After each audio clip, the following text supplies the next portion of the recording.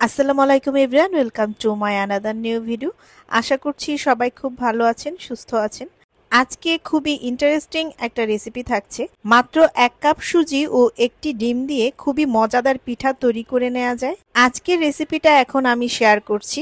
আশা করছি আজকের রেসিপিটি আপনাদের কাছে ভালো লাগবে এবং পুরোটা সময়ের সাথে থাকবেন।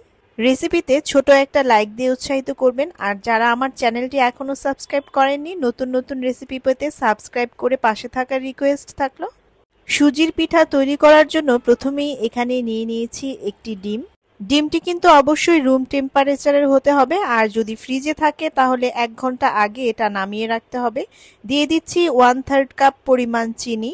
এখন দিয়ে দিচ্ছি প্রায় 2 টেবিল চামচ পরিমাণ গুঁড়ো দুধ, আর দিচ্ছি সামান্য একটু এলাচ গুঁড়ো। এটা কিন্তু সুন্দর একটা ফ্লেভারের কাজ করবে পিঠাতে। এলাচ গুঁড়ো ও গুঁড়ো দুধটা কিন্তু দিয়েছি টেস্ট বাড়ানোর জন্য। টেস্ট অনেক ভালো লাগে এই জিনিসগুলো দিলে। সাধারণত আমি কোনো রেসিপি আপনাদের সাথে শেয়ার করার আগে বাসায় বেশ কয়েকবার ট্রাই করি। এখন হ্যান্ড হুইস্কের সাহায্যে সবগুলো উপাদান ভালোভাবে মিক্স করে নিয়েছি। এখন দিয়ে দিচ্ছি 1 কাপ পরিমাণ সুজি। সুজিটা একবারে না দিয়ে অল্প অল্প করে দিতে হবে। এরপর হাতের সাহায্যে ভালো করে মিক্স করে নিতে হবে। অল্প অল্প করে সুজিটা মিশ্রণের সাথে ভালোভাবে মিক্স করে নিচ্ছি। তো দেখা যাচ্ছে এখানে সুজি 1 কাপ পরিমাণ লেগেছে আমার। অনেকের কিন্তু এটা কম বেশি হতে পারে, সুজি কিছুটা বেশিও লাগতে পারে কিংবা কিছুটা কমও লাগতে পারে। মিক্স করা হয়ে গেলে এখন সুজির মিশ্রণটা রেস্টে রেখে দিতে হবে প্রায় 5 মিনিটের মতো। প্রায় 5 মিনিট পর ঢাকনা উঠিয়ে এখন পিঠাগুলো বানিয়ে নিতে হবে। পিঠাগুলো বানানোর আগে হাতে কিছুটা তেল গ্রিস করে নিয়েছি।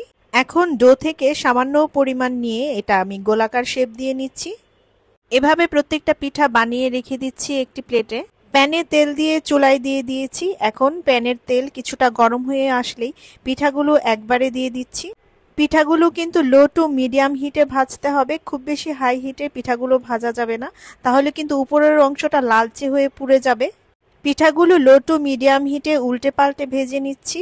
লো টু মিডিয়াম হিটে ভাজলে উপরের কালারটাও সুন্দর আসে এবং ভেতরেও কিন্তু পুরোপুরিভাবে পিঠাটা কুক হয়। আর হাই হিটে ভাজলে উপরের অংশটা লালচে হয়ে পুড়ে যায়, কিন্তু ভেতরের অংশ কিন্তু ভালোভাবে কুক হয় না, আর খেতেও ভালো লাগে না। এভাবে কিছুটা সময় নিয়ে পিঠাগুলো ভেজে নিলে কিন্তু পিঠাগুলোর টেস্টই অন্যরকম হবে।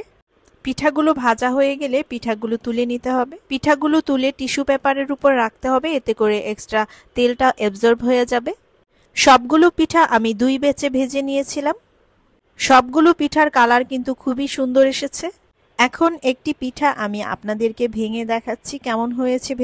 ভেতরটা কিন্তু পুরোপুরি ওয়েল কুকড হয়েছে, দেখাই যাচ্ছে, এবং টেস্ট কিন্তু খুবই অসাধারণ হয় এই পিঠাটার। সকাল কিংবা বিকালের স্ন্যাক্স হিসেবে এই পিঠাটা খেতে কিন্তু খুবই ভালো লাগে। এটা কিন্তু বাচ্চারা খুবই পছন্দ করে, বাচ্চাদেরকে টিফিনেও দেওয়া যায় এই পিঠা। এই পিঠাটা এয়ারটাইট জারে করে কিন্তু বেশ কিছুদিন সংরক্ষণ করে রাখা যায়। মাত্র 1 কাপ সুজি আর একটি ডিম দিয়ে কি সুন্দর মজাদার নাস্তা তৈরি করা যায়, আর খুব বেশি সময়ও কিন্তু লাগে না। আশা করছি আমার আজকের রেসিপিটি আপনাদের কাছে ভালো লেগেছে। সবাই ভালো থাকবেন, সুস্থ থাকবেন, আমার এবং আমার পরিবারের জন্য দোয়া করবেন। আবার চলে আসবো আমি নতুন কোনো রেসিপি নিয়ে। সে পর্যন্ত সবাই ভালো থাকবেন।